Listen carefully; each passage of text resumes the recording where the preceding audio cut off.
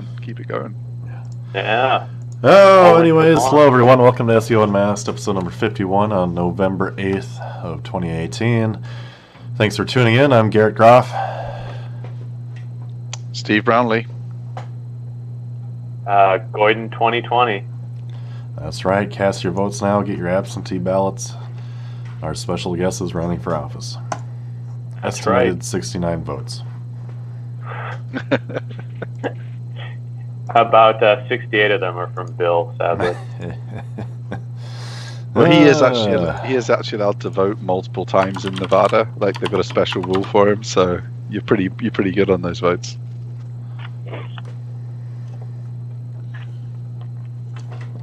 Yeah, anyways, what's new with you guys?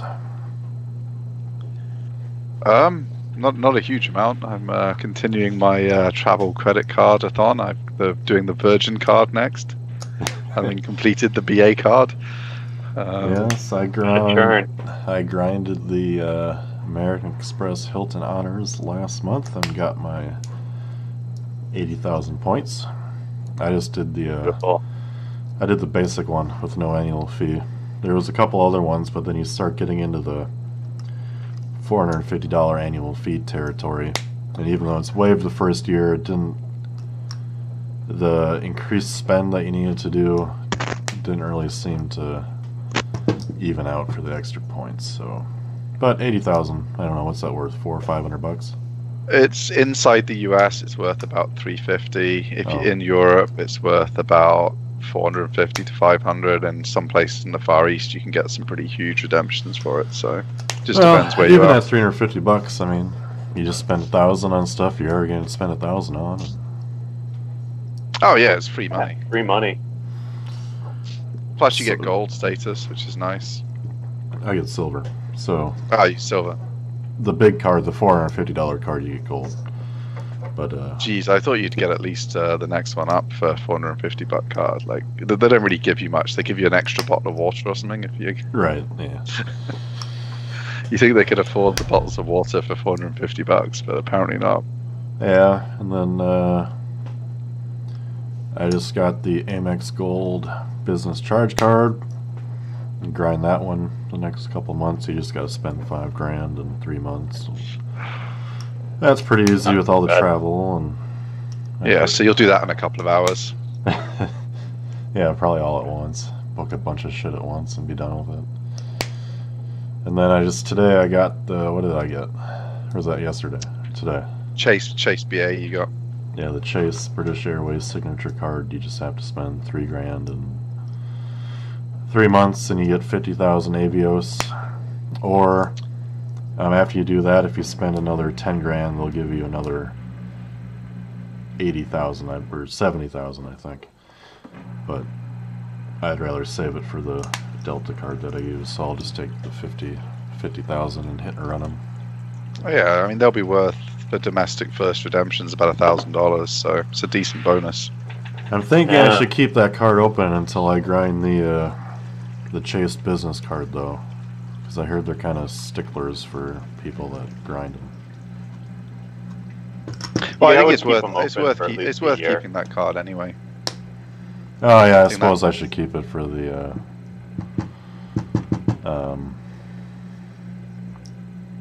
so the BA account stays live. Just put a tank of gas on it every month. Exactly. Yeah.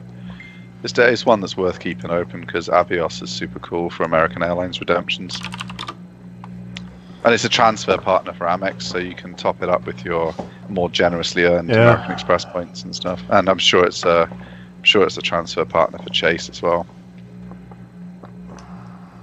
So there you go. That's all the important stuff. The Honourable Goyden obviously is just grinding through the black card and that one in the Emirates that's made of solid gold and stuff like that. It's hard work, but somebody's got to do it.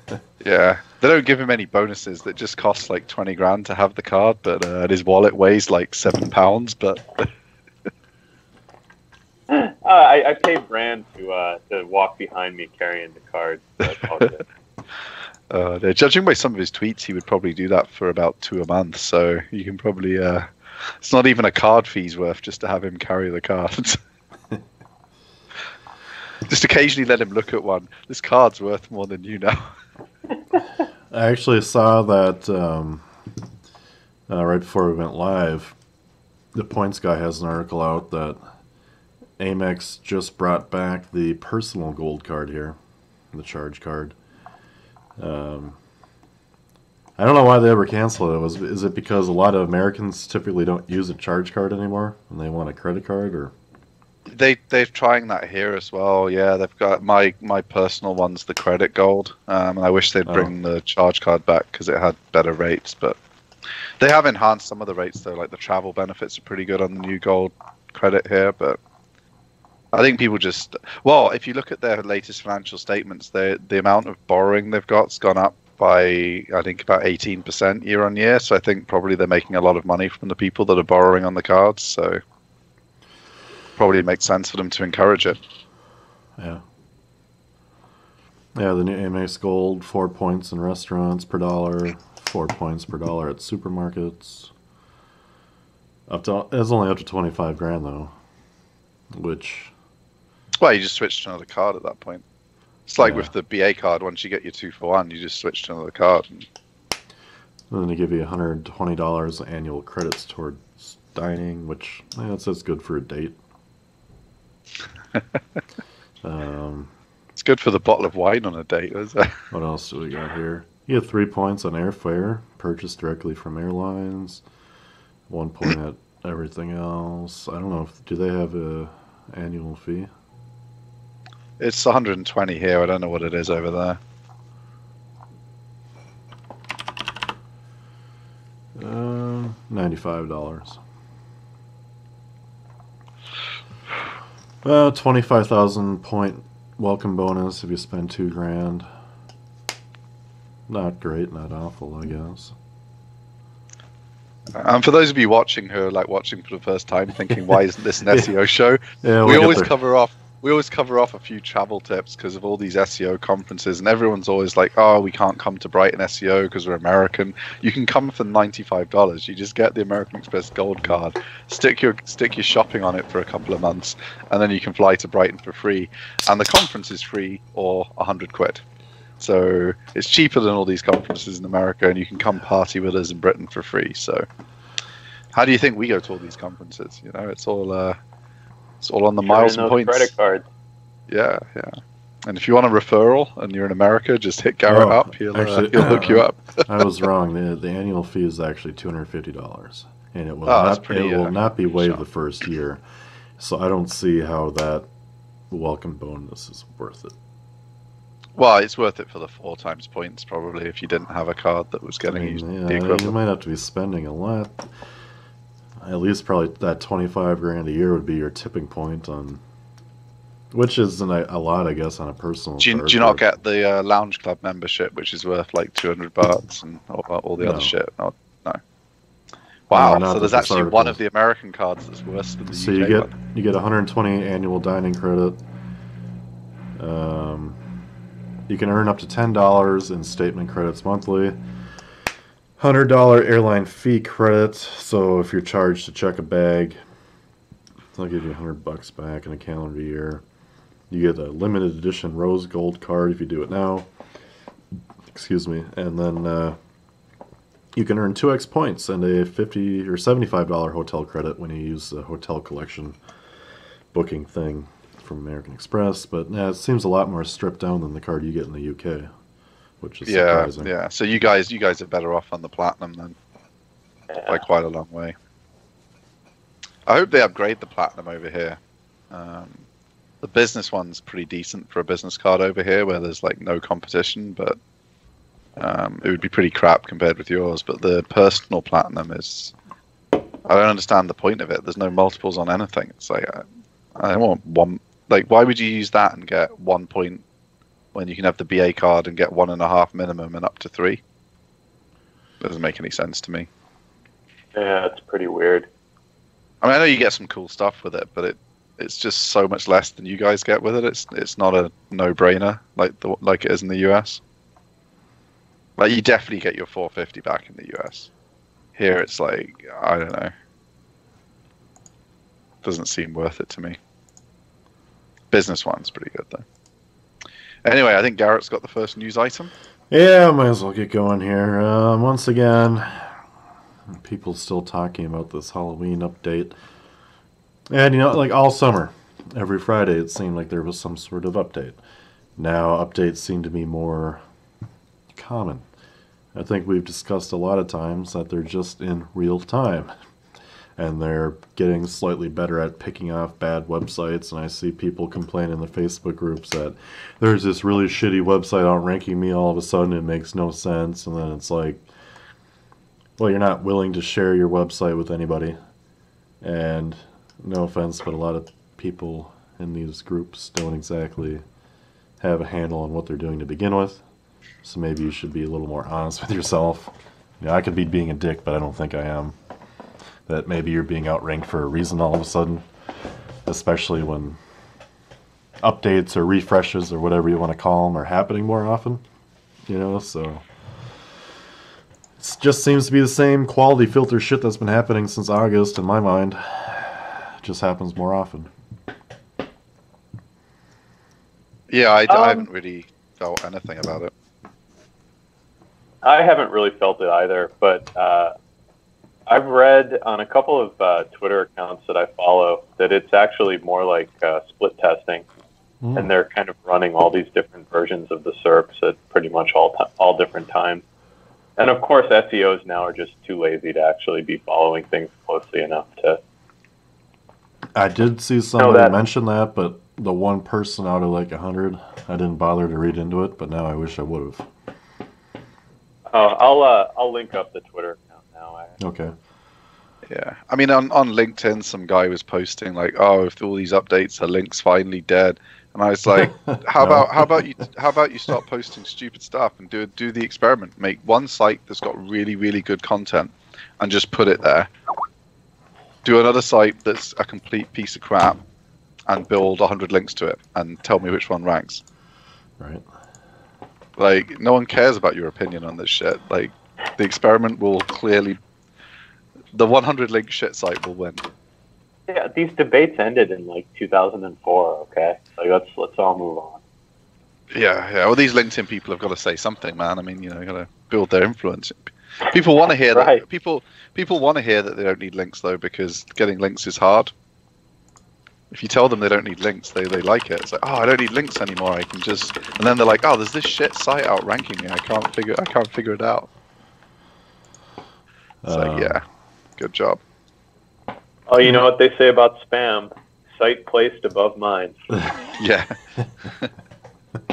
that's true. I mean, I think you can rank without links in super uncompetitive niches. And B, you can rank without links to that page when you have a super powerful domain as it is. And then C, there's those people that lie about building links. They say they don't, but I know they do. Well, you can look on Ahrefs and see their link profile, and there's all these guest posts by members of their staff done in their own names. Yeah, it totally looks like you're not building links there with your staff's names on the in the author bio boxes. Way to hide it, Distilled. I mean, whoops. Well, they're well known for hiding it. So. Yeah, you know, if you like go to your own conference and put up one of your link baits, we can just put the URL in Ahrefs, right, guys? Like, you gotta be careful on your brag posts that you actually did what you said you did. It was a long time ago. I'm sure they're better now.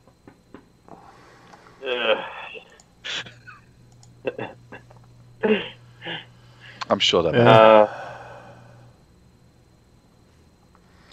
You know, going back to last week, I was talking a little bit about using authorship on your websites to see changes. I was talking to a friend of ours, and he's noticed some traffic drop. I don't know, let's say it's 20% over the last couple of months, something around there, and he doesn't use any sort of authorship on his site. Let's just say it's a site doing 150,000 hits a month or something, and yeah, a decent enough site that he's going to test where if he brings... By authorship, you mean just like putting author details on there, Yeah. not the old-fashioned Right. Google authorship. Yeah, just to be clear, because I don't want someone doing a "don't tweet this." Garrett Graff says use rarely equals author. No. Yeah, just put up an author and a picture and a bio. It'll be interesting to see if Google's just filtering for something that basic. Well, I think a site, like you said last week, a site that just has admin as the author of every single post, and they're all crap. The combination of those two is probably a signal. Well, it'll be interesting to see what this guy does because his site is super good. I would say just a top tier type website as far as content and everything. This person just doesn't put a name on everything. And the content is like honestly superb, good shit. So it'll be interesting to see if that would recover him or not from losing traffic. I'm skeptical, but it'll be interesting to see.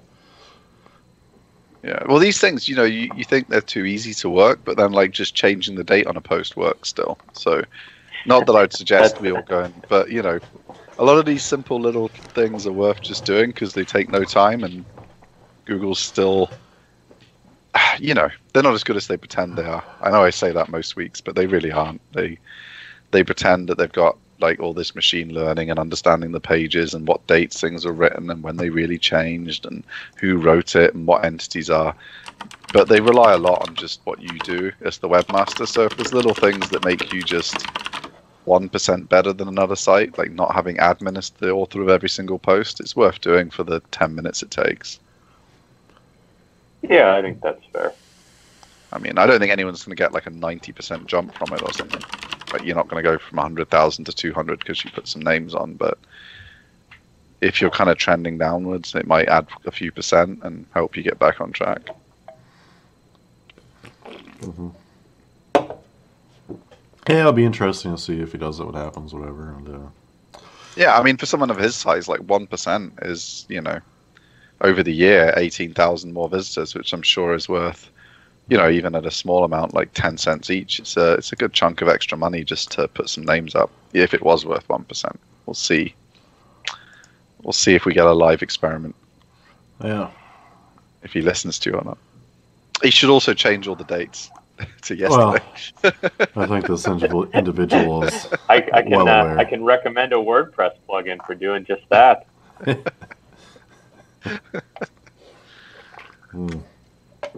Anyways, what's this big legal document you got in the news here? Well, I was hoping you'd have read it and you'd be able to give us your legal insights, Garrett. I don't know. My lawyer charges $800 an hour, so if you want me to have her send you the bill, she can read it and give me the TLDR.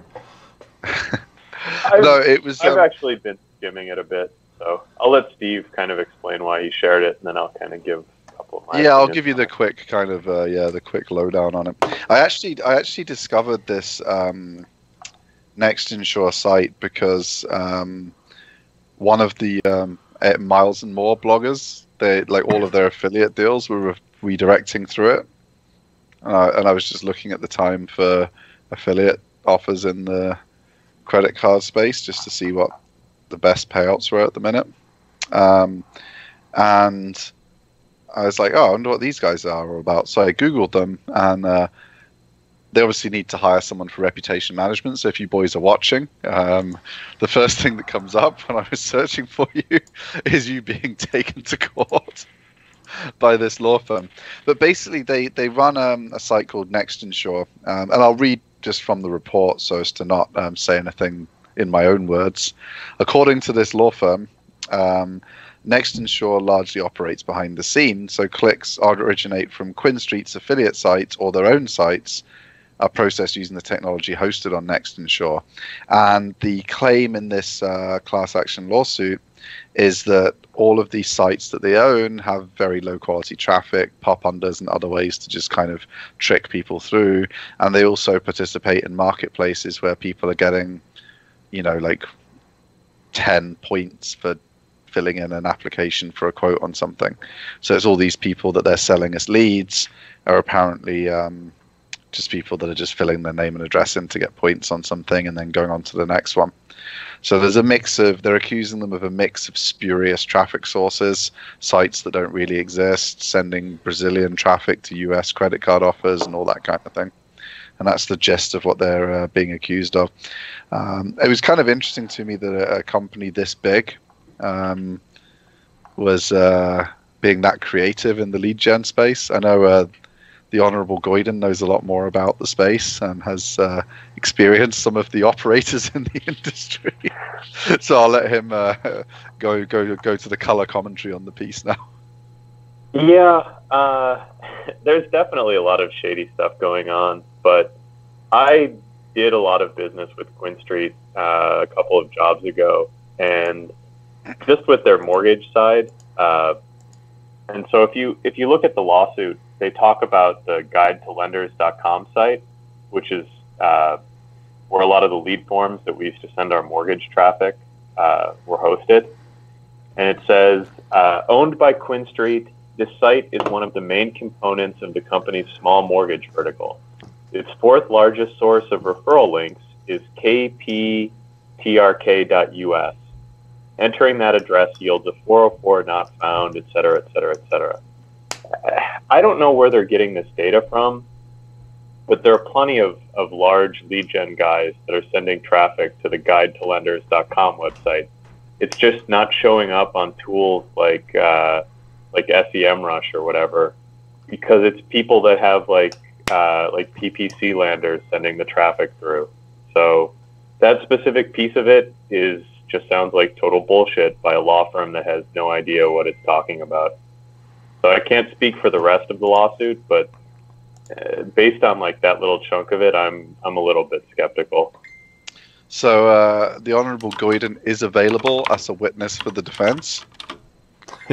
His expert witness fee is $275,000 per day. So if you're interested, just hit up Garrett on Twitter and he'll introduce you and arrange for you to pay the fee to an offshore account in Belize. We'll go from there. The fee's non-refundable if Goyden doesn't turn up as well, so it's you take your chance. It's true. We will be buying Tranny Island. They did interview some former staff, though, who seemed to very much dislike them. But I'm always skeptical of former staff's opinions of companies because, why did you really leave, boy? Does Quinn Street do shady stuff? Almost certainly. Does every lead gen company do shady stuff? Almost certainly. At the end of the day, like they just weren't managing their scrub rate very well. Yeah. I've bought Quinn Street leads in mortgage, at least. They're as good as just about anywhere else. They convert fine. Are there shit leads mixed in there? Yeah, but they're shit leads no matter where you're buying from. They're shit leads even if you're just getting them from your own organic traffic. So I don't know. I'm sure it's not a nice place to work, and maybe the ex-employees are kind of bitter about it, but it's just lead gen for you. Yeah, I mean, I'm inclined to believe you just because of how I found them. Like, one of the biggest point sites on the internet is using them to refer their traffic, so they're obviously paying them. Yeah, that probably doesn't show up under their list of referral links. Probably. No, there was none of that on here. I just, right. Some of the biggest sites on the internet use them, and it doesn't seem to come up in this. I mean, it's one of these lawsuits as well where no one's actually going to get anything except the law firm.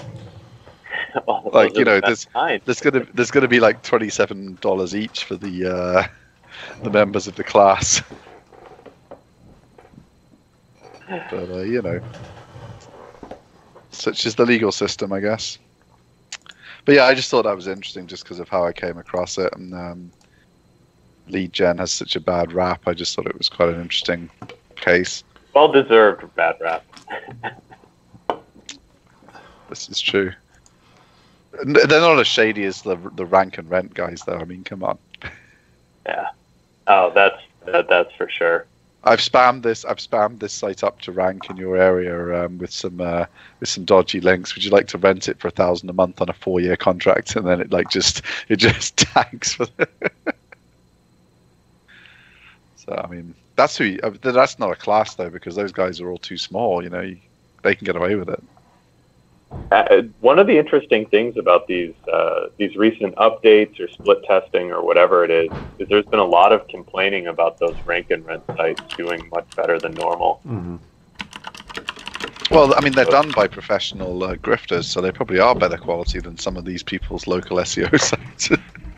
Also a fair point. Google's probably surfacing the quality now. Like they've actually they paid a writer instead of letting the business owner just mongol some keyboard onto the page. And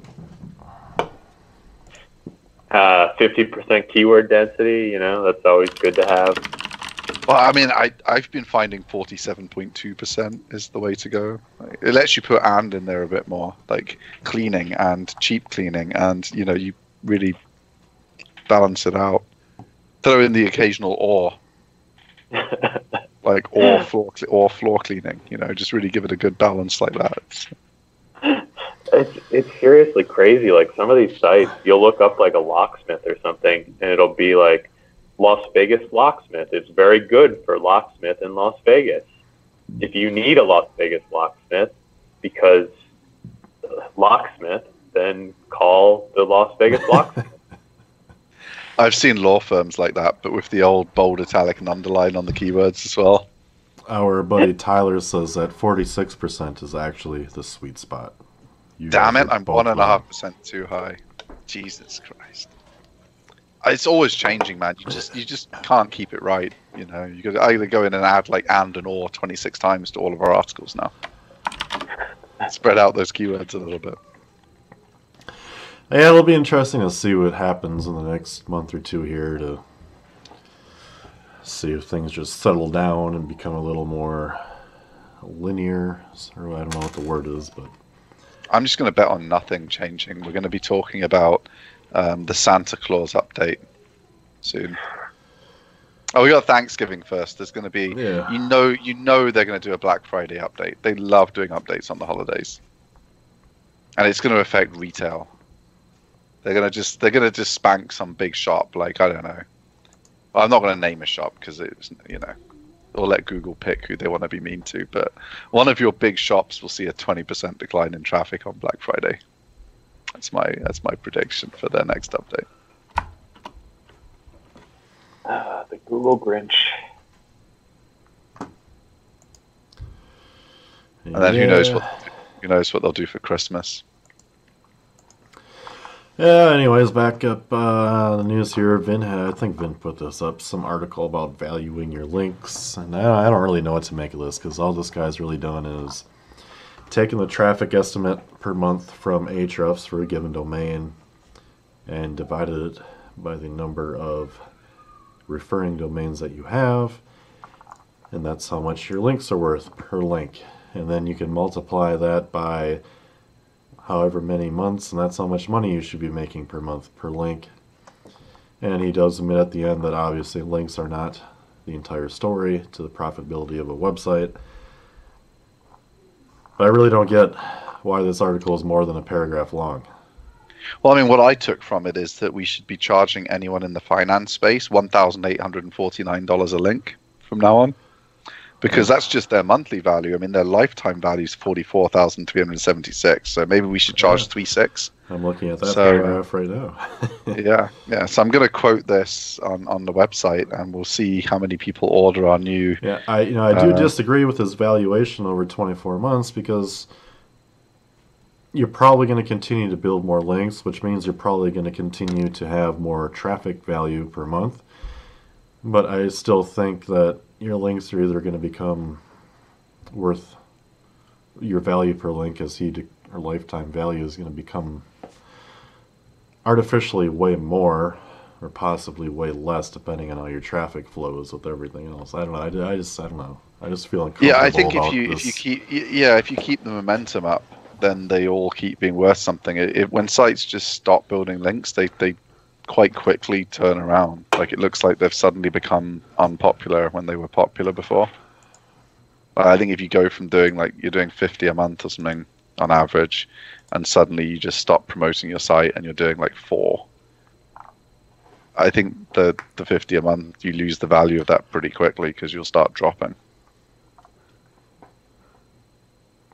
I mean, not immediately, but you will start dropping. It's not like you can just do some SEO for a month and then you're going to get this 44,000 lifetime value from it. You probably just end up.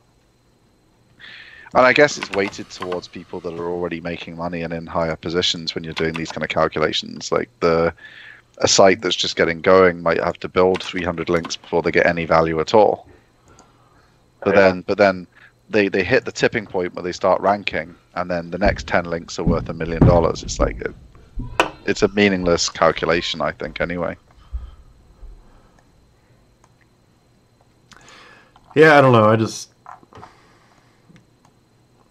I get what this guy's trying to say. It just doesn't jive with me, and I don't know. I see they made the Fortune or the Inc. 5000. What's the Inc. 5000 list? I didn't even know that existed. Do you have to pay It's less for than the Fortune 5000? It's for people that can't afford to be in the 500. You pay to get in that one for cheaper. Yeah, I'm pretty sure you pay to be in the Inc. 5000. Well, this is Inc. And Fortune are two different lists, right? Yeah. So what do you pay to be in the Inc. 5000? $5,000? If I remember correctly, I think that it's at least a few grand. Yeah, because I remember the mortgage company that I used to work at was part of the Inc. 5000. All right, well, we're going to put Reach Creator in there. Yeah. Get ourselves in there next year. Goyden's in there 5 times. What's that? You're in there 5 times. You're number 4,256, 312, and you're in the 30 under 30. That's right. Do they even verify your income, or they didn't even verify? They didn't even verify his age. He's 47, and they put him in the 30 under 30. I don't know what's going on there. I just handed them the suitcase full of cash, and they were like, "Whatever you want, man. Whatever you want." He's in the 5 women to watch an SEO list as well. He's number 1. Yeah. Hey, Rand encouraged me to apply for that one. Yeah, well, he said, Rand said to him when they were just sitting down having a, what was Rand drinking? I think it was a pumpkin latte or something. And he said to Goyden, he said, "There's not enough diversity in the women to watch list." So $10,000 later, there was a man on there, so it's all taken care of.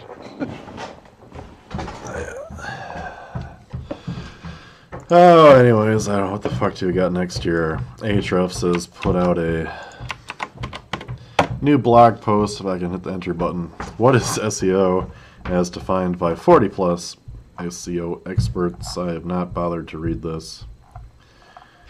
I see Nick Eubanks is in it, Barry Schwartz. I mean, we got a lot of big names here. The only person who said anything sensible, well, as far as that I thought was useful, was Brian Dean.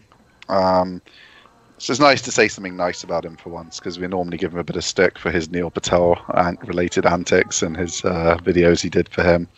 But he makes some really good points that everyone else just says obvious things like, oh, it's like making money from search, ranking sites, all this kind of nonsense. He just kind of points out all the different things that have become part of SEO, like user experience. He just says straight up, user experience obviously isn't SEO, but if you have a shit user experience, there's now ranking factors that can negatively impact you. Being a writer isn't SEO, but if you have shit content, you're going to be affected. Branding isn't SEO, but obviously if you have a big brand and newspapers cover you, you're going to benefit in SEO. So he just points out all the things that SEO also means that aren't the obvious thing. Whereas lots of people seem to have just gone for getting their link by saying it's SEO over and over again. So some people got some nice links here just saying it's search engine optimization. Someone actually said it as well. They started the sentence, SEO is search engine optimization. So I feel like everyone reading the article doesn't need that spelling out. But you never know. Yeah, that's true. That's true. Yeah. What was the first name of the guy that ran Stocks Poker? Oh, Jesus. It wasn't Patrick, was it? No. I don't I was think gonna so. say, what are the odds? Patrick Stock has evolved from poker into SEO, just like a lot of people. No. Well, he was allegedly a mastermind multi-tabling short stacker. He was always on his Yeah, own tables several just like times. yeah, just like yeah. All none of them made money, but they grinded all the rake back bonuses and raced, or what did they call? What were rake chases? Well, and I mean, and Jason Ho solved high stakes PLO. I mean, that was a great.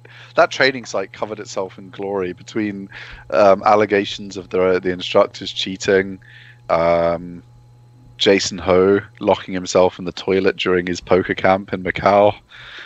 Just Card Runners got themselves a sweet deal buying up that bad boy. And of course, Card Runners is out of business now as well. That's Well, probably poker in general SEO's is out fault, of right? business. But yeah, I don't know. I see some big names in this, or I see people I recognize. So. They got Matthew Woodward. Yeah. Aleda Solis, I don't know who that is. I'm gonna guess these are people that suck up to Tim Sulu. Oh yeah, he's never inviting us to do No. a guest feature. Have you guys seen his new little video where he's out on some yacht in Singapore? I have not. Bragging how you can be rich like Tim Sulu. Well, you guys have seen the picture of Garrett next to a limo that we hired for like $100. You could be rich like Garrett Yeah. Kraft. Just send him $2,000. Yeah, all it takes is $250 and you can have a limo for an hour. 2 hours. 2 hours. Yeah, 2 hours. We only used an hour though. Plus but tax. Plus tax. Yeah. And if you put it on your And credit tip, card, you'll and have to tip. pay interest if you don't pay it off. Don't be tight, people. Give the guy a tip. He put up with a bunch of sweaty SEOs in the back for. He's got to clean up after that, even if no one spilled anything. So, Yeah. come on, give the guy a tip. Robbie Richards sounds familiar. Yeah, he does. Julie Joyce, what a surprise. So the guy from Empire Flippers, Ryan Stewart's in there. Oh, he has a new project, the Blueprint Training. Okay, here we go with that. Jesus. Oh man. Yeah. There goes my shot of being bought I'm up gonna by open that up Nick. in a new tab because I feel like we should comment on that. Yeah, let's see Oh, what the hell no, this is all no, about. I can no. only imagine what. This is you know that guy that does the agency training. He's doing that nonsense. Jason Swank. Learn the SEO blueprint from proven experts. Scale your agency with our SOPs, templates, and video trainings. You know, I was trying to talk. Training tell a buddy. it doesn't need to be plural. There's no such thing as trainings, dude. Yeah. It's just training. I was Come trying on, to dude. explain the current agency phenomenon in SEO right now. You guys know what I mean when I say that? Because like No, explain. So the big thing that's really hot right now is getting agency training to run your SEO agency, and the training includes outsourcing all the work. You are the only person in the agency. You outsource the link building, the content, the on-page, like everything, which I think is fine if you're upfront. Like you don't even necessarily have to be upfront with it. But like the way that like legit building like a legit agency where you actually have people that are like contracted to work for you most of their time, where you have real employees, that builds an agency, not just like I live at my house, even though I work from home now, and a lot of people do. Like, Yeah, don't knock the working from home. Man. Well, I don't know how to put it. It's leave like my house unless it's strictly necessary. like there's just like this fad of Good way to be. yeah, I'm an agency, but like really, you're not, because like you don't. It's just kind of like you're like a project manager is what you are, and you have all those connections to get a project done, which I think is cool. I like it.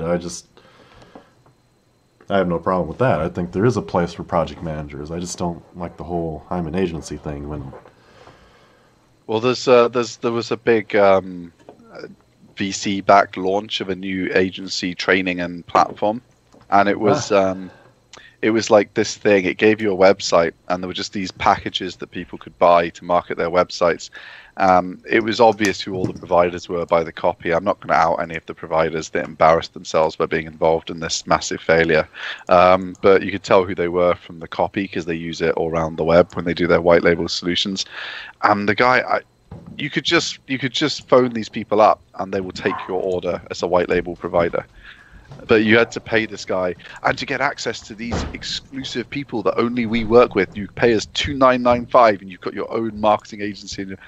It's like you can just email these people, and they'll give you the same price and the same deal direct. Like, it's just insane what people will buy. People will buy literally anything if they think they can make money while they sleep and do nothing. It's like, if it was easy to sell SEO work, SEOs would all be super rich instead of making courses about how to run an agency. Like, why would you be wasting your time doing that crap if it was so easy to just sell this stuff and then not do any of the work? It makes no sense. Yeah, it's something that I actually think about quite a bit. Like, let's say you have person A has a successful SEO agency making good money. They're probably making $500,000 a year for themselves profit, because that's, big agencies probably making at least $5 million in revenue, and you take 10% for yourself. Cool, whatever. One, either people have way more ambition than I do, because if I was making $500,000 a year off the agency, I would not be interested at all in dedicating more time to building training courses, even if they were profitable. And then two, on the other hand, it's like, I don't think you're nearly as profitable as these people admit they are, and their real income comes from obviously running the training courses. Well, some of these people's agencies didn't even get to $500,000 in revenue, so...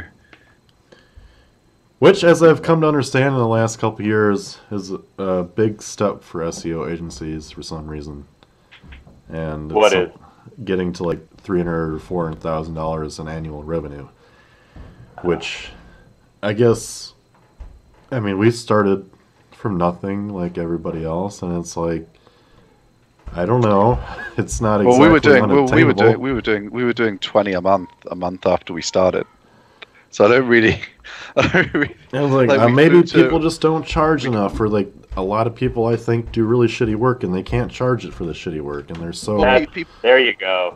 People are lazy. What did our first month look like? It involved 7 cities, 14 flights, and just back-to-back meetings in every one of those cities, like with businesses till we sold some work. Like, people are pretty lazy. That sounds like more work than probably some of these people do in like 5 years. That's true. Yeah, I don't know. I'm also not trying to knock anybody. It's just like, I don't know. It's just maybe it's this simple. There's no way you're going to be a good project manager if you understand literally none of the individual things that you are managing. So you can be somebody that outsources everything once you understand how everything works and can judge whether you're getting quality work from the contractors or consultants or whatever you want to call them. If you can't do that, you'll never be successful, no matter what training you buy, no matter what recommendations you get from the people you bought the training from. It just won't work. Yeah, I think that's fair, and a lot more explained than what I'm trying to say. Well, imagine the three of us decided we were going to set up 15 dental practices around America. Like, hey, there's plenty of training for that. Don't you worry. What the hell kind of clusterfuck would that be? I mean, like, I don't know anything about it. Like, we wouldn't know how to set prices. We wouldn't know how, like, what rent would be sustainable, what experience level different practitioners would need to make a well-rounded practice for that particular area. We wouldn't know any of the stuff. We'd just be hiring throwing random dentists in random locations until it would just be a fucking disaster. Yeah, exactly. Like, but people feel, and I feel like most people for a normal business would get the message that you can't operate this way. Yet somehow for SEO, it's like all these geniuses just think they can come in knowing absolutely nothing, outsource everything, and make like I don't even know what they expect to make off of I mean, it, don't get me wrong. I'm not comparing, my knowledge of anything to how much a medical practitioner knows when they've gone through all that training and stuff. I mean, I feel like it's probably close. I mean, because we've learned a lot over the years, all of us doing this work. But yeah, but they are, they are ahead of us in terms of knowledge. But so I mean, you can get into this industry with less knowledge than you can become a dentist, because you can't just have a little practice on, have a little practice on your wife's mouth to see if it, you can pull her teeth out, and then become a dentist, which you can do in SEO. A family member has a business, you can help them out for a bit, and if you quadruple their business, you can be like, oh, I can maybe do this for some other people and charge them a little bit. You can't do that if you're a dentist or whatever. But so the barriers to entry are lower, but that's not scalable if you know nothing. Right. I mean, so at that point you may as well. And if you're a really good salesperson, honestly, you're better off just having a job that's selling a mishmash of crappy white label things that you can barely sell. Disconnected for about a minute. Now we're back live. Ah, cool. All right, so what do we got next? We got Dr. Pete. I feel sorry for this guy. He's like the one competent employee at Mars. Well, him and Sarah Bird. I don't know what anyone else does at that place. Hold on a second here. Oh, we did. Something's fuculated. It's still... Hold on.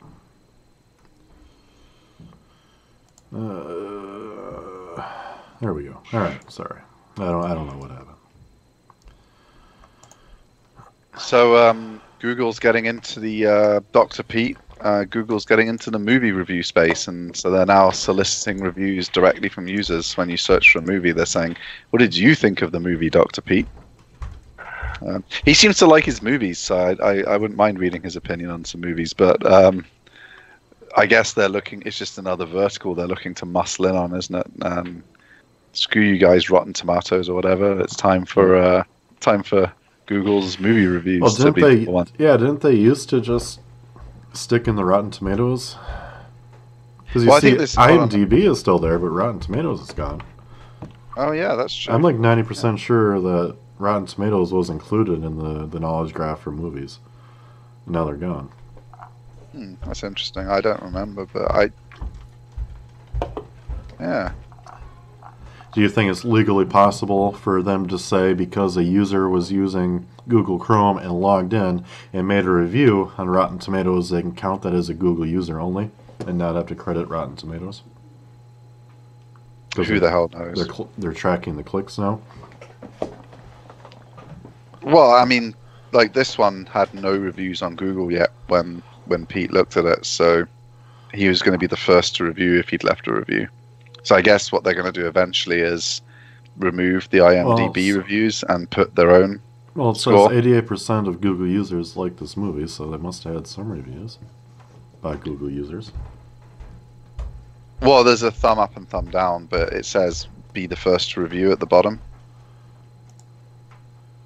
Oh, that's what you mean. Yeah. Gotcha. So no one's typed a review. But yeah, I guess they're going to remove outside scores and put their own score in as the only one. And it will be like other Googlers like you like this movie as well. And it will be like buy it now on Google Movie. Because they have their video streaming, don't they? They're like got their Amazon Prime equivalent and whatnot, haven't they? Yeah. YouTube Unlimited or whatever. Yeah. Crap. Yeah. YouTube Red. Yeah. See, I mean, ever since they fired PewDiePie, I mean, what's going to be on there? Well, Holly outranks him for everything anyway. Yeah. Basically over. Yeah. Of course, Barry chimes in, saying that he noticed this a month and a half before Dr. Pete. But of course he did. Barry's article is September 26th, and Dr. Pete's tweeting about this on the 2nd of November. I missed that. Might be that it just hit desktop. Systems just saw the new markers for it. I don't know if I would want to publicly say that, Dr. Pete, because you're admitting that Moz computational stuff is like a month and a half behind the naked eye. like the random naked eye. Someone just happened to notice it and was already reporting on it. Versus this huge informational system that's supposed to like pick up on this stuff automatically, and people pay money for. Yeah. Oh wow, I thought Barry was just being a dick, but No. he did write about this over a year ago. Yeah. Wow. Okay. Yeah, that's a justified reply right there. That's pretty funny. Might be that it just hit desktop. Really? I feel like I owe Barry an apology now. We should have been linking to the round table. Yeah, geez. In my defense, though, I only look on Twitter, so you must have not got enough retweets, Barry. Yeah. Well, He's gonna comment on YouTube with a screenshot now showing his 87,000 retweets. What were you gonna say? I was saying the reviews that that Barry shows in his screenshots look very legitimate. I didn't even bother. Ganga Hashlani said, "Amazing. Movie. ... Different from others. ... Raj Kumar Rao is just an epic perform. ... LV to see the movie. 20 people found it helpful too." Well, what could be possible is, I mean, this was tested in different countries way before it ever hit America. I mean, those reviews are way better than anything you get on IMDb. That is true. I mean, Google is totally right to displace everything and get those reviews prominent. If you ask me, I feel like it's a good decision. There is a comment here Raj saying Kumar Rao actually is a person, so maybe it's just about an Indian movie and it's not just spam like the original. There is one comment here saying Barry, and they spelled his name wrong. They spelled it like a berry from a tree, because it's only for India. So I have heard that stuff like this tends to roll out in other countries way before it might hit mainland Europe or America even. They test it on markets that are different, I guess, and the way they respond to stuff are probably a lot less used. So it is possible that maybe Moz doesn't really track anything outside of the United States. I don't know. Barry's article. Yeah, I think they have said before they're very US centric on all their data, keywords, everything. And I mean, in Barry's article from last year, Jogesh Sharma, which I would take to be like an Indian name, it's it could be likely this only happened in India a year ago, and it slowly rolled out around the rest of the world. And maybe that's justified by Barry only has one source in this article, so it's possible. I don't know if it's true, but possible. Yeah. I don't know. I'd not seen it before either. No, either have I. Because I was going to say, I could have sworn that Rotten Tomatoes was always included along with IMDb, and now they're just gone. I mean, what's a shitty movie I've watched lately? Rocky. So my knowledge graph for Rocky is still on desktop. IMDb, Rotten Tomatoes, and Metacritic. And then underneath, those three are separated in 3 columns, and then the Google users, 92% like this movie, gets the entire row to itself. And then if you scroll down, you got critic reviews that are pulled from news sources, and then you can leave a review now. Audience reviews. What do you think about this movie? I wish the main character spoke English. Hey, Adrian. But, yeah. I don't know. Okay. Interesting.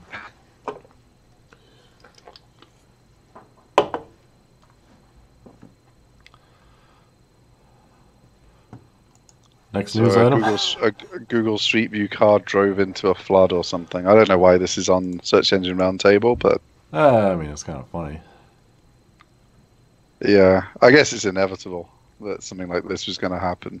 Surprised Something weirder hasn't happened yet. That we know of. When they're self-driving Street View cars, then some crazy shit's gonna happen. Yeah. Like 2 of them are gonna crash into each other driving out of the Google car park and stuff like that. Yeah. Next on the news, also from Barry's Roundtable, something that is a basic thing, having a bunch of web pages on your website isn't indicative of quality, meaning it's not necessarily indicative of high rankings in the search engine. Probably something that a lot of newbies get confused about. They just assume more content is better, which may be true, but if your content's really shitty, I will bet you if you have 2 million pages of shit, you're not going to rank for shit either.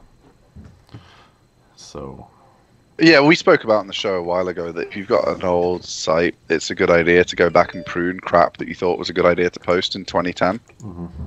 If it has like no search traffic and no value to anyone in today's world, then deleting it's a good idea. So obviously more pages isn't going to be a good thing.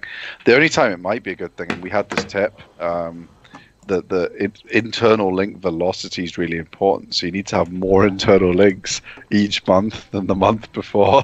So obviously you need a lot of pages because you think about it. You start with 4 internal links this month. You've got to add 8 next month, 16 next month. I mean, very, very quickly you're going to add 64,000 internal links. If you've only got 1,000 pages, you're going to put 60 links a page onto your own. You're not going to get that velocity up unless you've got at least 14 million pages. And here's the deal. That ties you over for about a technique like this growth. requires a significant investment here because, we're working in the exponential logarithmic fields. And That's right. If you start with 2 pages, and even if you're only going to the second power, all of a sudden you're at like 1,024 in a few days. And that's a lot of internal links. You're going to need content spinner. We're talking big bucks here. Yeah, it's all about the velocity, though, boys. Yeah. Internal. Well, we can make some introductions for anyone that needs to get their internal link velocity up. Yep. Yeah, I mean, basically, you give us 80k, we give him 60k, we keep 20 for ourselves, but we give 10 of it back to you. You double that and give us 20 back. We give him an extra 10, and then you'll get some internal links. And then somehow I end up with nothing. Yeah, I've ended up with nothing, but the deal, it's the circle of the deal. Exactly. You get it. You make it back on referral. Make it back on referrals, yeah. So internal link velocity, boys, ramp it up. I've never tested it. Goyden built 1,700,000 internal links this month. He's sweating about doing 3.4 million next month because he just hasn't got the pages for it. Well, I mean, his site only doubling. has, We're not his talking site doubling only here. has We're talking 87 exponential. pages. I'll make it happen. So I no mean, matter at the how many power of links I have to 2 at the stuff in. minimum, 1.5 million squared. What's that? 3 million. Every letter has is a link. Wouldn't that be fun to try? Just have a page on your site where you add an extra 10 internal links like faster and faster. Well, so you just do them, make you do them 4 hours apart, then you do it 2 hours apart. You add another 10. Then a 400-word article, so you need 400 pages. Or no, sorry, that'd be 400 letters. So let's say you had a 400-word article at 1,600 letters, roughly. 1,600 pages. Every letter is a link. What's 1,600 times 400? That's how many 32,000. That's how many pages you would need to have unique links per letter. So the minimum website size you need is 32,000 pages. Google tomorrow. Sounds about right. By I've heard tomorrow, that. and then you need to multiply that by 2 every day. So get your scrape box going. Or you need to square it every day. So, See, guys, SEO is simple. You just have to put in the work. Yeah, 64,000 pages tomorrow, 120. I'm sure there is a WordPress plugin for it. We should make one called exponential internal link velocity plugin. I'd also recommend going to a data center and renting your own rack, because this is going to get way out of hand very quickly as far as computational power. On day 17, when our plugin tries to add 19 million links to your site.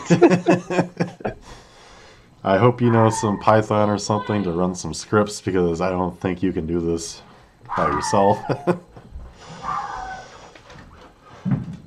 Yes. It'd be fun to do as a fuck around to see if you can do it, see what happens. So let's this week for the Rand of the week, we were just going to do a little, because we've got the Honourable Goyden on, we were going to just have a little scroll through Rand's live feed and just comment on, 3 or 4 that catch our eye from the last week of his Twitter activities. Right. I wanted to also say before we get into this that Brian Dean's new fully legitimate SEO training course version 3 is out. Fully legitimate? Wow. Take that one with a grain of salt. Something's totally legitimate. You're taking away some of the credibility there. Do you not believe that this is an elite course? It's definitely blowing up my Facebook feed with advertisements, so I'm sure it's super good. Yeah, I mean, Ty Lopez really advertised heavily, and he's completely legit. So I think heavy advertising should be a ranking signal in Google, because what do you call that logical fallacy that you just did? Ad hominem? Is that what it is? I don't know. Because Ty Lopez was a fraud, that means Brian Dean must be one as well. I would say that's pretty good reasoning right there.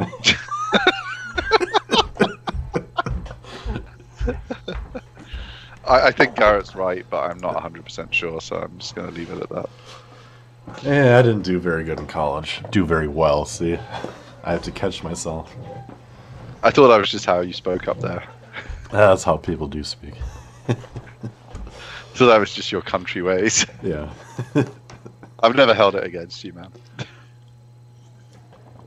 Such a nice guy. The nuns used to whip us with belts if we spoke like that, though, so it kind of...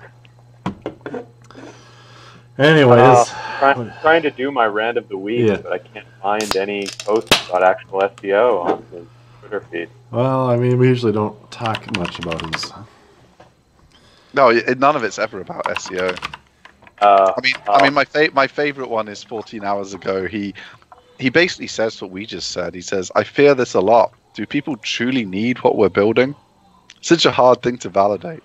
It's like, well, no. I feel like if you say what you're doing to people, and they sound very not interested, probably they don't need what you're building.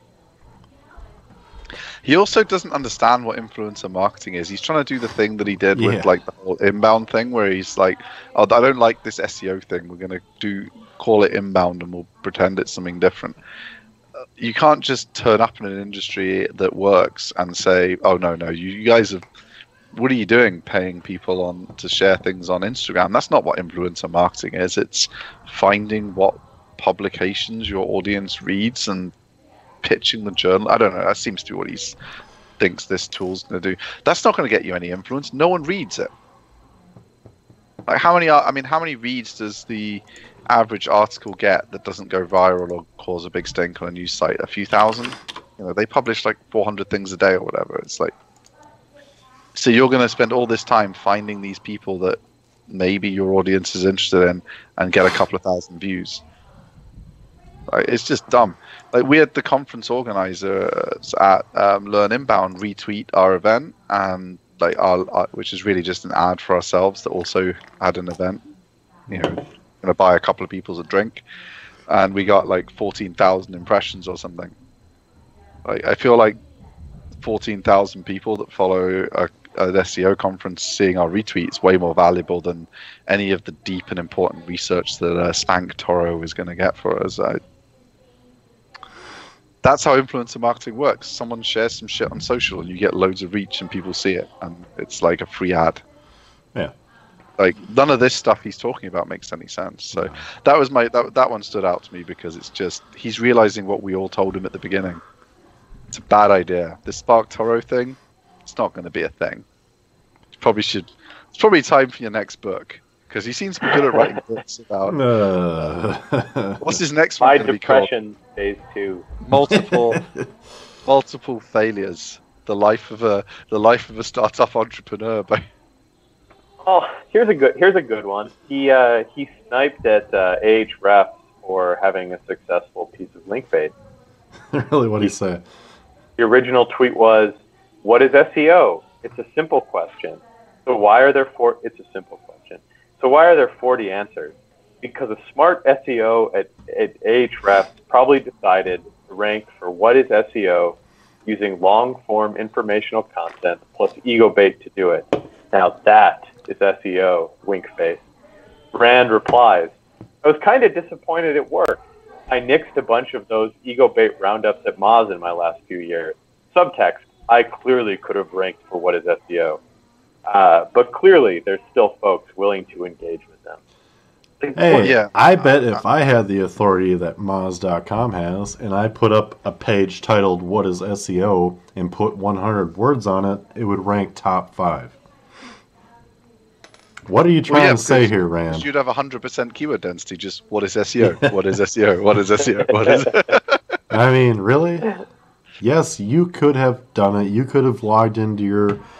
I don't know what Moz uses for a back end. I would guess probably not WordPress, but you would have your IT guy upload the article because you probably don't know how to use FTP into your server, even though you owned a web design company that failed. It's, we don't want to talk about that, but. You can upload that article. Maybe that's why his web design company failed. He didn't know how to upload his client's stuff to their server. FTP was a strong concept to grasp. But I forgot where I was going with that. It's just, what a bitter nonsense comment. Just, if this is all you're going to say, just don't say anything. I can tell that Tim Sulu wrote that tweet because I can just sense his annoying snarkiness, asshole fuckery in it, and I hate it so much. But even I'm not going to say that shit because Rand's, God, he's so stupid. Like, what? I don't know. Well, that's about the only non-political thing. He's shared an infographic from orbitmedia.com. And the least common blogging tactics are the most effective. So the first one is publish 2,000-word articles. Whoever was surveyed, only 18% of bloggers who do it. And of those 18%, 42% said they get strong results. And I'm just going to use a few, and then I'm going to say why this is a fucking stupid thing to report on. Spent 6+ hours per article. 13% of people surveyed said they did, which is amazing to me. I'm surprised that number is not lower, but 39% of those people said they saw strong results. Again, strong results is in quotation marks, and we'll do one more. Publish more than weekly. 21% of people surveyed said they did that, and of those 21%, 46% said they were seeing strong results. Rand, why are you retweeting this shit? N equals 1,096, so I'll assume that's how many people were surveyed. 27% of people, the average of people surveyed, report strong results.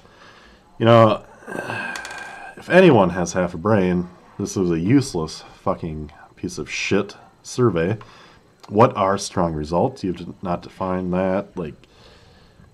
In what? Why are we retreating? Why Rand? I thought you're such a smart guy. This is such a useless case study of nothing. It's garbage. Yeah. His retweet selections are his.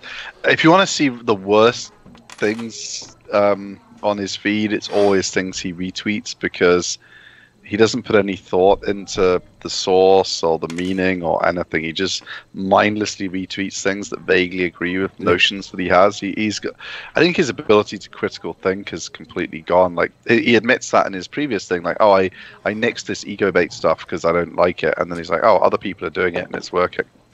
It does, but he doesn't complete the circle. He kind of just stops here, and it's like the last step is to say, I fucked up for 2 years. That would have been working for us definitely 2 years ago if it's still working now. I didn't like it though because I got asked to do a few and it got annoying in my emails. It's like, well, get your PA to sort that out for you. Like, do you think Gary Vaynerchuk's there answering his emails when people are pitching him stupid things to do? He doesn't even see that shit. But if he sees it working, and like if he sees the Ahrefs thing working and he wants to do one, he'll do one. Like, I don't know. I will go on a sentimental note here and say the baseline was average percent of bloggers who report strong results was 27%.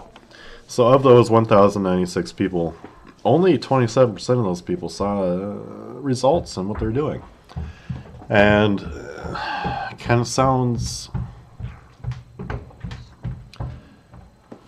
I guess depending how you look at it, to me it sounds like an inflated number because I don't believe that 27%, obviously it's a small population size of only 1,100 people in the SEO world. I don't think more than 5% of SEOs see strong results and actually make a living off of it. On the other hand, 75%, let's say this number is true, 75% of people doing SEO do not see strong results in their work. Leads me to the point of, if you're ever low confidence about the stuff you're doing, you may be one of those people, or you may be doing a lot better work than you think you're doing. I don't know what I'm trying to say anymore, but if that makes any sense. By your guys' silence, probably not.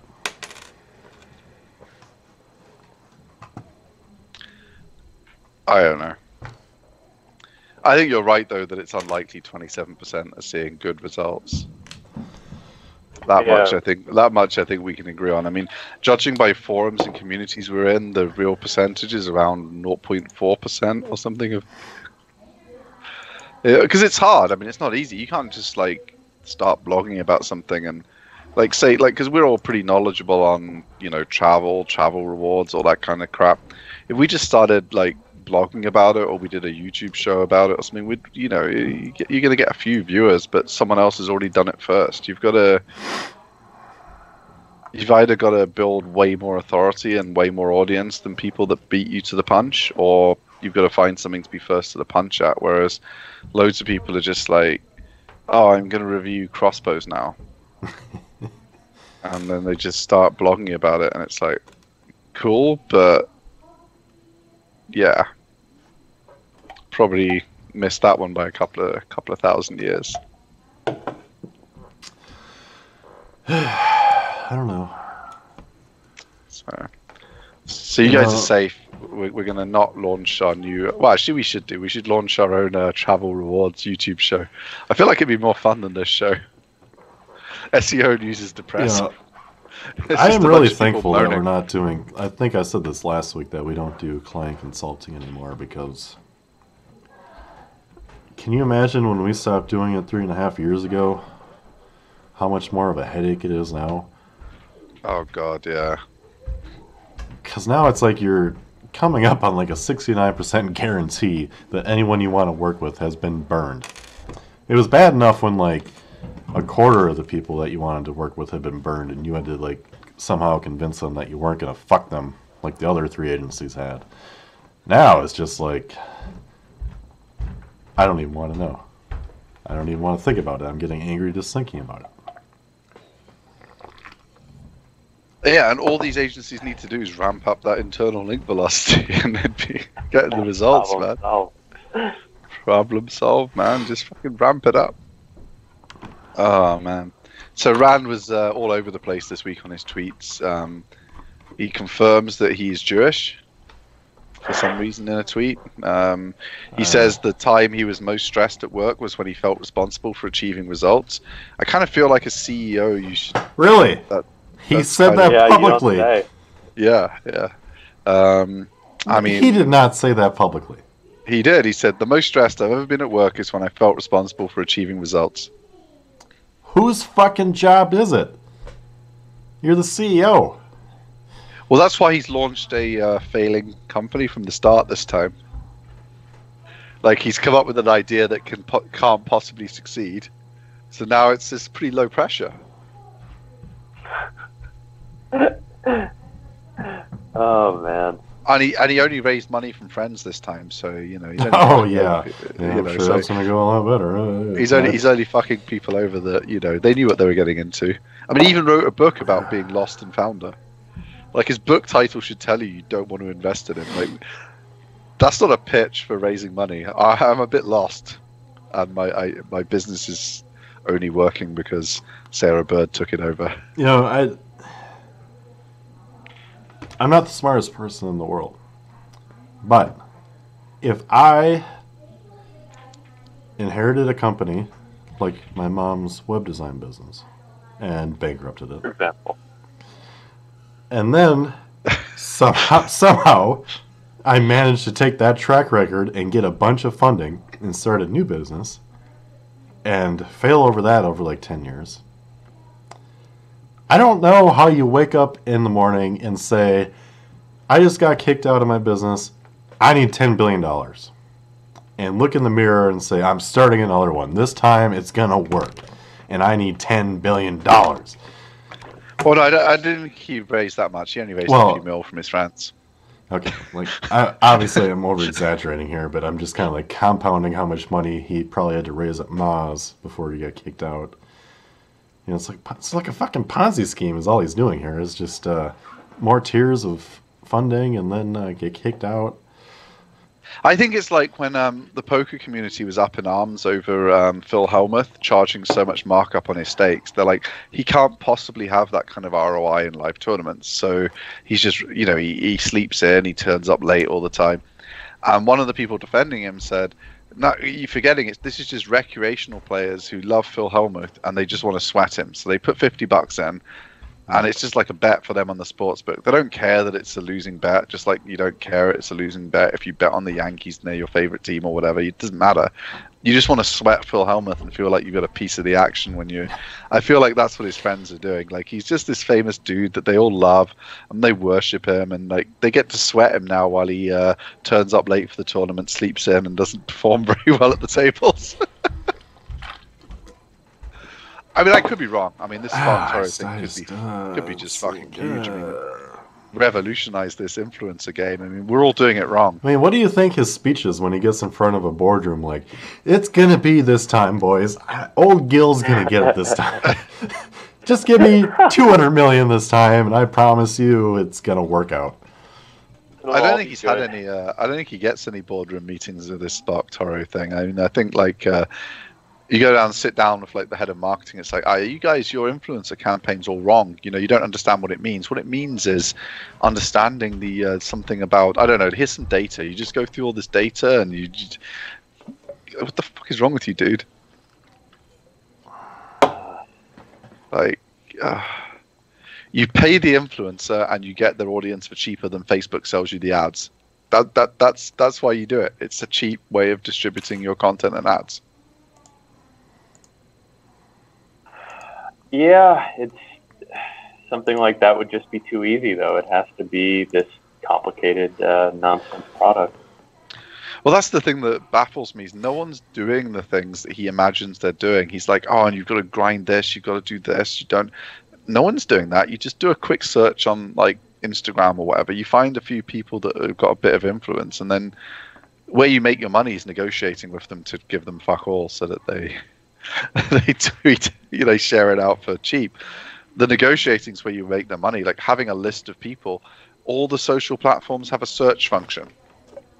You just kind of scroll down and pick the ones out you like. Said. I don't need a $500 product that doesn't. No, I need Spark Toro to do it. Okay. Oh man, it's just so dumb. And the fact they can't even do trending right. Like Spark Toro trending is all like this freaking. I mean, it's a partisan political fucking forum or something. It's like, no, this is not what everyone in marketing on the internet's reading. This is what your buddies who are dumb enough to give Spark Toro access to their Twitter feed are reading. And needless to say, it's the same echo chamber that was embarrassing for Moz getting dragged into all the time. Probably the reason you were kicked out of the company was you perpetuated this horrendous PR of being obnoxious in public and making it look like the company was full of lunatics instead of people building a product. I mean, when was the last time Sarah Bird went on a complete spaz out on Twitter about some random political issue? Like, she's running a business, for fuck's sake. Not being a moron if you're in like public. running a business to that scale, you know, it surprises me when Rand was in charge, the amount of free time he supposedly has to constantly be engaged in this stuff. It's like, I would guess Sarah Bird doesn't talk about this because she's actually busy 60 hours a week working. That's that's her like, mistake. I mean, from Rand's point of view, it's all this hard work that's fucking up founders. He has loads of tweets about that. If you follow him for a while, he tweets all the time about how people are working too hard. And, you know, we shouldn't be cool with it. We should just be cool with like just kind of being a bit more chill. You know, like just mellowing down all day long. So what do you think? Because that'll get results. Why can't he just do that? Why does he have to force everyone else to do it? Like, Rand, no one is forcing you to do anything. If you want to chill, chill. Yeah. This is a place of business. Let me tell you how it works. You have to work, you know? Yeah. If you don't want to work, fucking stay home. I don't know. Stuff doesn't really happen if you just kind of sit around chilling. I feel like... I mean, it's nice to sit around chilling. I mean, don't get me wrong. Yeah. I'm not saying you feel can't like, take a break. Well, I mean... Go on vacation. It's funny though because Will Reynolds is always like tweeting back at him like, I enjoy my work, Rand. You know, I like to work on vacation. leave me alone. It's like, but yeah, I mean, I don't imagine Rand's enjoying Spark Toro any more than Mars. I mean, once they have a product and it's doing shit, it's just it's going to be back to his tweet again. The times I feel really stressed at work is when I'm responsible for results. Like, he's raised money from his friends, his buddy's done all the coding, and he's come up with the product and the positioning, and it's something that I really describe the way it is on their website. I literally cannot imagine a use for it. And I feel like it would be fun if it was free. You know, you'd click around on it for 20 minutes and then never look at it again. It's that kind of thing. It'd be like, oh, that's kind of interesting that these people read this stuff. But then you'd never... Why would you look at it more than once? I don't know. It's like your clout score. You know, people were interested for 15 seconds. Yeah. Oh, I'm clout 57, and then you just closed it down and you never looked again. It's that kind of thing, isn't it? It's like, okay, but whatever. Oh, let's look at what's on the front page of Spark Toro trending. I always like seeing what's on the front page of Spark Toro trending. While you're doing that, I'm going to review sparktoro.net for any changes. Okay. Yeah. While it's got the go on. I don't think there's anything new from last week. No, just the stuff we talked about last week. This website's such a classic. It's just, why is it like this is the front page of the web marketing world, and it's like CNN getting banned from the White House, and like, what we're building: a search engine for audience intelligence. Get an email. Okay. Yeah, like it's all this. Order lost Sarah and founder. Stuff. Okay. The latest from Rand's blog. No thanks. That's all from Miles. Great. Fucking cool. Cool, bruh. Legal and privacy. What's CalOBA? Oh, I know. Yeah. Okay, fine. Don't give a fuck. What we're building. Surveying an audience you don't already reach is expensive. I disagree. Time-consuming. I disagree. And suffers from the same curse all surveys do, bias. Okay. Someone needs to take a Statistics 101 class, because... Okay. Skimming through top lists of publications and accounts in a given field gives equally incomplete data. Obviously. Both because those lists often fail to include publications. Possibly. And people across multiple channels... Yeah. Wow, I'm just going to stop. Those are some pretty horrendous assumptions, I think, but I don't know. Anyways, I guess we're kind of rambling on here. I don't think we... Do you have any new tools to review? Either of you guys? I don't think we tried anything new this week. No, but I mean, if you wanna get up to speed on all the latest politics news, Spark Toro trending. CNN is garbage is the basic gist of the coverage. I'm sure that's not the tone that these were shared with, but that's what I'm taking from these links. Yeah, that reporter needs to learn to control himself in public.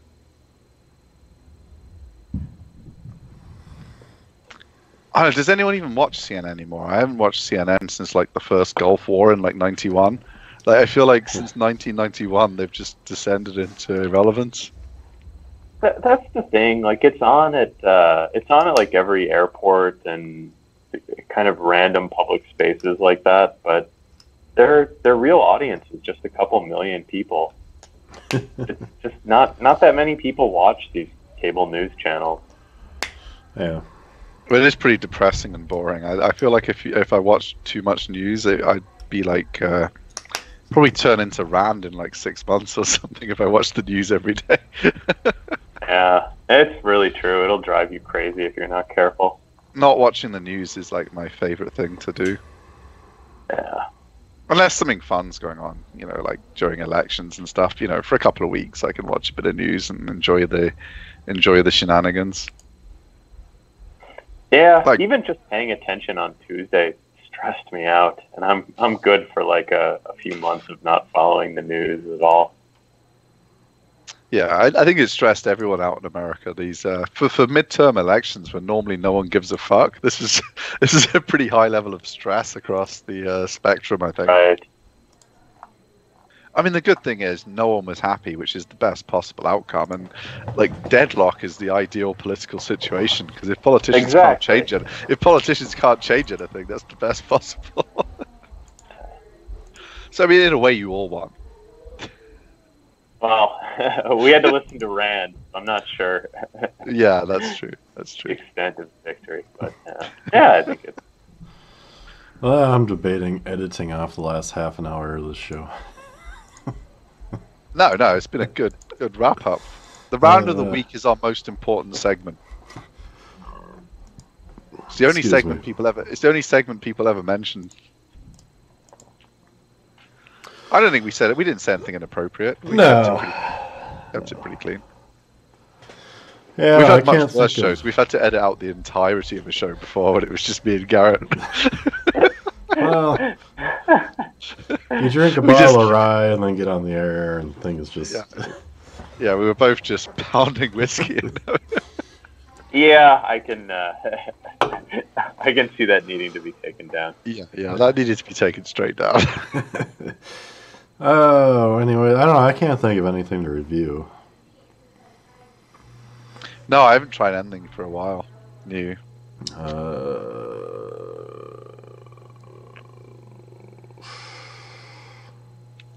We talked about Microsoft Teams. I think we did. Yeah, we did. Yeah. Got a little way to go, but it shows a lot of promise. It's still in kind of their early stage development. They're not pushing it too hard, but yeah. I mean, it doesn't go down as much as Skype. Like Skype's down approximately 94% of the time so far. This has only gone down for a few seconds. So yeah, you would think that they would, or I guess I would think. Maybe I could easily be wrong, but you know, you already have Skype, an existing platform that works pretty well for what it does. Why wouldn't you just like make it better other than rolling out this whole new platform? Is Skype that bad as a base model product that you have to roll something new out? Well, they tried Skype for Business for a little while and they were still getting hammered by Slack, so I guess they felt like they needed something that replicated more of Slack's functionality and controls for business owners. And a lot of people I talk to are leaving Slack. Like my neighbor, he works at a big medical device manufacturing company, you know, 10,000 employees all in Slack. A lot of fucking money.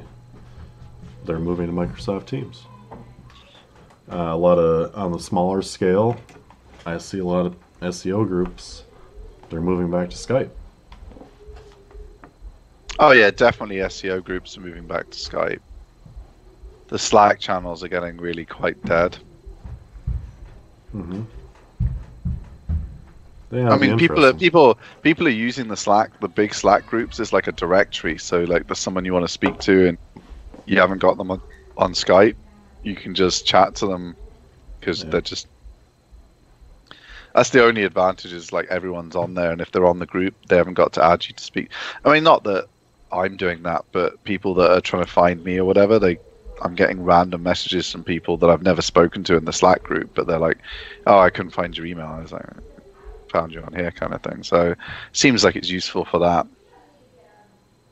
If I remember to sign into them and don't reply to them a week later, sorry if I've done that to you. It's not on purpose. The Slack groups are so dead now, I'm hardly in them.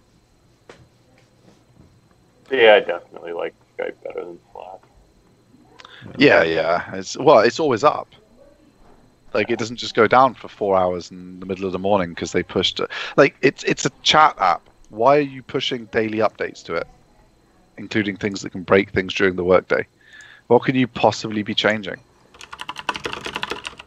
And I don't know. I feel like it needs 3 developers maximum. I would fire everyone except for 3 developers, and whatever they can code is the only changes that are allowed. They should put me in charge for a week. It'll either completely collapse. You'll get them turned around. Yeah, it'll either collapse completely, or it'll be amazing once I'm finished. One of the two. It's a nuclear option time, because I'm literally just going to pick 3 people to keep on the development team. Because I feel like IRC didn't need anyone anywhere near that kind of development. Like, and it just works fine. I don't really see what Slack does that's different. Like, it expands some URLs or something. That seems like every chat app does that. That must just be standard. I don't know. Slackbot's kind of cool. So maybe one of the developers can do Slackbot. One of them can be like the technical guy. Slackbot's already like built. You add 1 feature a month to it. You don't need. Yeah, exactly. One guy can just be developing Slackbot. One guy can be, or lady, of course. I'm just saying guy in the European sense, where we call everyone a guy. Why are you apologizing for it? I don't know. People get really angry about that stuff these days. It's crazy. One guy can be doing the technical, like, managing the servers and in their AWS account, or whatever fucking bollocks you have to do that. And someone else can just be like making I don't know what they do on the chat, to be honest. They're always breaking things, but nothing seems to change. So he can be the breaking things, but nothing seems to change guy. That's my 3 guys. Everyone else can just fuck off. I think that's enough, guys. Yeah, that's enough, guys. That's enough, guys. I mean, and if they're all male feminists, then I guess I don't need a woman. So, like SparkToro.net, a fully male feminist company. Oh, man. Well, alright. Might as well start wrapping shit up here. 24 hours of SEO. Yes. Charity page is up. Yep, the page is up. We're getting locked and loaded on that. And next week should have a big update, I guess. Maybe. It depends how I get on bullying. I mean, finding a feature sponsor. I'm hoping Tim Sulo is going to, because Tim Sulo's so rich, I'm hoping it's going to be Ahrefs for 50k. But come on, Tim, you're a rich boy now. You're on a yacht. You Give can afford something back, man. Yeah, give something back, man. 50k for charity, dude. Yeah. I don't know. I don't think that's how the Russians work, but what do I know? I don't know. Anyways, we'll be back next week. The week after is Thanksgiving in America, so probably not. But, probably not means a no. No, I mean, I take Thanksgiving off over here now as well myself, because no one speaks to me on Thanksgiving, so I may as well have a day off. So I also will not be here. So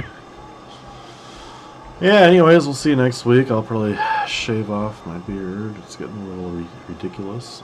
And, yeah. I feel like you're another couple of inches on that bad boy before you need to worry about it. But what happens? I don't know. For some reason, on my neck, it grows in patches. Like everything's already 1.5 inches long, and then it's like all of a sudden this is 3 inches long for some reason. The next stuff is always the most annoying. I hate having to deal with it. It's like a full beard down here, but it's like right here and right here is like twice as long as everywhere else. I don't get it. I don't know, man. You're too high T. You need to take some estrogen or something to balance it out. I'm sure Randy hooked you up. Yeah. I'll let you know how it goes.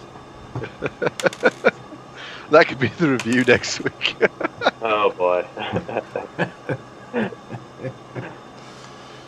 Yeah.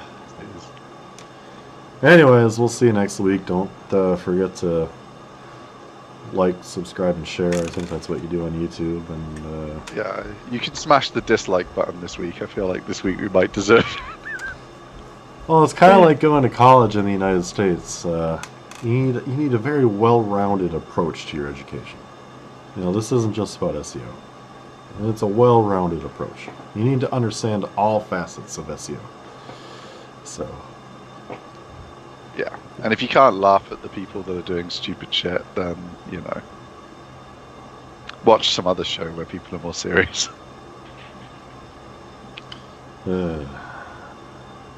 Yeah, we'll see you next week. Don't forget to buy your Web 2.0s and Google Stacks, and have a good one. Ciao.